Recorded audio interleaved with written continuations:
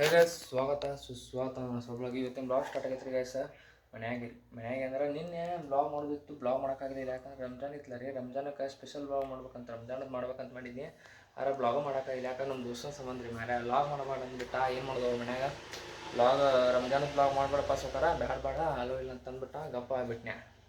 ಏನು ಮಾಡಿದ್ರೆ ಇಂಥ ದೋಸ್ರು ಸಾಕಾದ್ರೆ. ನೀನು ಬ್ಲಾಗ್ ಮಸ್ತ್ ಇತ್ತು, ಕಂಟೆಂಟ್ ಬೆಂಕಿತ್ತು, ಮಸ್ತ್ ಮಾಡಿದ್ನಿ ಬ್ಲಾಗ್ ಅದನ್ನು. ಆದ್ರೆ ಅವ ಮಾಡಬೇಡ blog. They are not supporting to me.